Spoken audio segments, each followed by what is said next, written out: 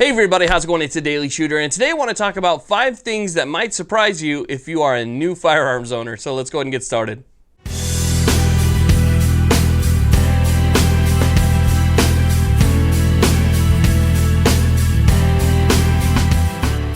Okay, so the first thing that might surprise you as a new firearm owner is going to be the cost of ammunition and how fast that cost adds up.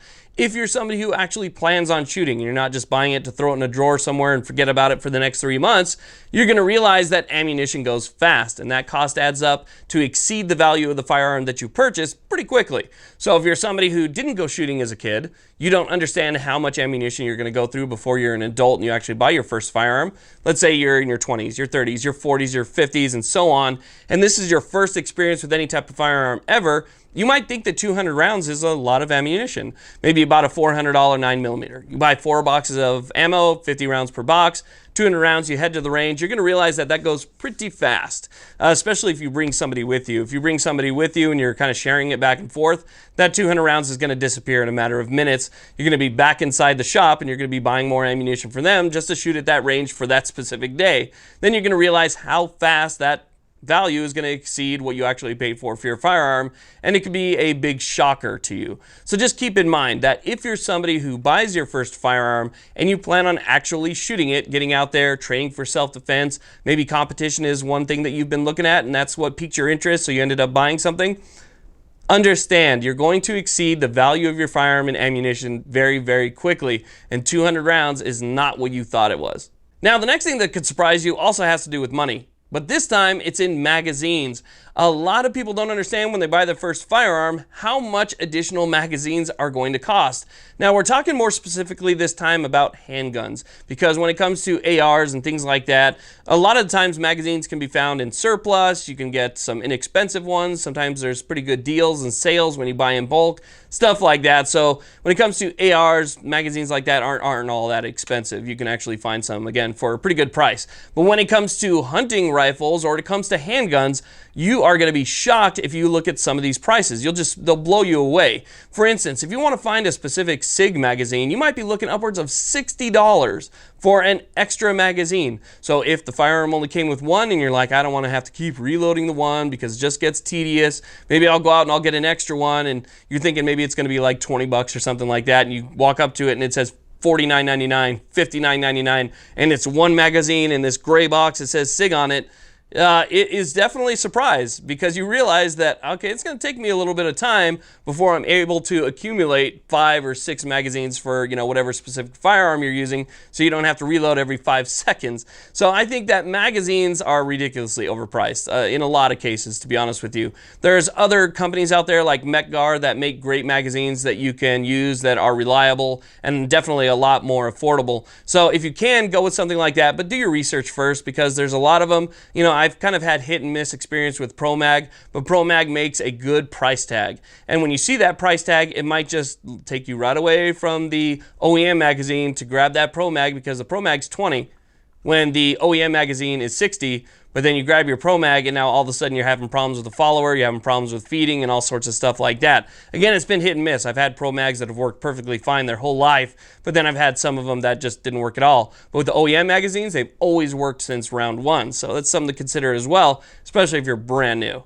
Now, the next thing that might surprise you, and I'm definitely not trying to be rude here, it's just there's a learning curve with everything. But the next thing that might surprise you is how much you don't know.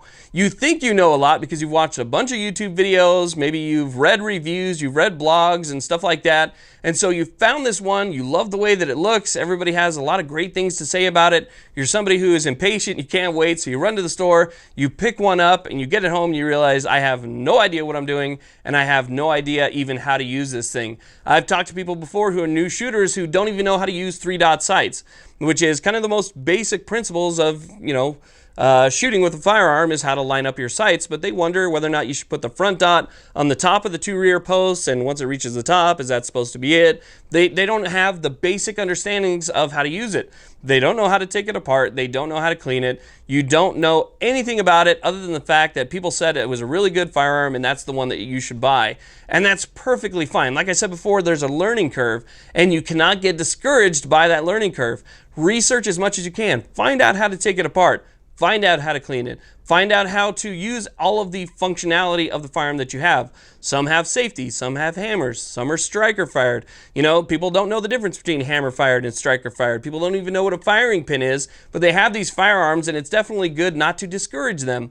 What I would suggest you do is I would suggest that you go and you take a quick class. Save a little bit of money and take a quick handgun class where they'll teach you the basics. They'll teach you the basics of the firearm, they'll teach you the basics of holsters, they'll teach you the basics of shooting and sight alignment, and get an understanding for exactly what you're into right here. So if you don't know anything that you're doing, okay, you don't know at all, you've never taken your first shot, if you're nervous about it, before you take your first shot, go ahead and go to that class. Let the instructor know that I've never shot before in my life, because that's the guy that you want to talk to you about exactly what you're doing first. He'll be right with you when you take that first shot, if it's a class where, you know, shooting is actually involved. He'll be right with you. He'll be able to show you the proper grip. He'll be able to show you the sight alignment, and it might give you a little bit more confidence, and confidence is definitely key in this situation. But again, you don't know what you don't know until you realize or somebody tells you that you don't know it. Once you get home, I'm telling you, it can be daunting. Now, the fourth thing that might surprise you as a new firearm owner, and trust me, this is perfectly normal. You're not strange at all. Get off the phone with your shrink. This happens to a lot of us, is that you've come home with your brand new and very first firearm purchase. You set it down on the couch, you sit down on the couch next to it, and the first thing that you do is open up your laptop and start looking at other firearms. That is perfectly normal. That happens to a lot of us because you realize how exciting it is. You realize how much fun it is. It's exciting. You have this new firearm, but at the same time, maybe you bought a pistol for home defense and, well, you know, there's rifles and shotguns too. Maybe I should get something as a companion to my new pistol. Or maybe I bought this new pistol and it's all in black, but I heard you can do this. Or I heard they make one with a stainless steel slide. I want to check out the one with the stainless steel slide and see what that one's all about. And so you're already on the hunt for the next one before you've even had a chance to use the first one.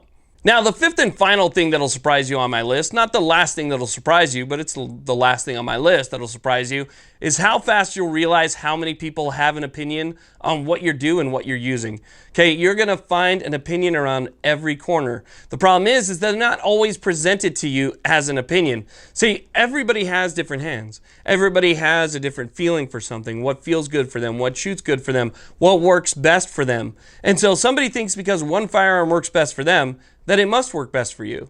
Or their grip works best for them, so it must be the best grip for you. Or their sights or their whatever is gonna be the best for you too, based off of their opinion. But they're gonna present it to you like it's fact. You know, that's one of the really important things is you have to learn how to determine what's opinion and what is actually factual, okay? But you'll realize that everybody has an opinion. They all have an opinion on the gun that you just bought. Oh, they don't like this gun because, you know, the sight radius on this other gun is 1/4 of an inch longer, and so you shouldn't have bought that one altogether. Or you shouldn't have bought this one right here because it's hammer fired, and you should get a striker fired. Those are the ones that are the best. Or this gun is this name, that gun's that name, and I prefer this. Or I'm a fanboy of Glock, I'm a fanboy of SIG. And even though you buy yourself a good, high quality, reliable gun, they're gonna say that you should have bought theirs because, well, they like it, right? So you're gonna realize really fast how many opinions are out there, and their opinions on everything. I mean, absolutely everything. From the coating on your gun all the way up to the sights, the barrel, the trigger, and so forth. Immediately you need to change out that trigger. Immediately you need to do this. And in some cases, some of these opinions are correct, but really they're just opinions. You need to take it to the range and feel for yourself what you think about these things before you do anything based off somebody else's opinion. If you take it out bone bare stock, just the way you got it, and you shoot great with it, don't change anything. It's good for you. You're able to shoot it just the way that it is. Don't listen to anybody's opinion on what needs to be changed, you know, unless it's an actual flaw in the firearm, which in that case you might want to listen. But if it's an opinion based on parts or equipment or this or that, just remember it's an opinion. You want to learn for yourself. Once you've learned for yourself, you'll come up with your own opinions on things, and you'll be able to apply your opinion to the stuff that you own, and that affects you directly, not what affects your buddy over there. So keep in mind, you're going to be surprised that everybody has an opinion on everything.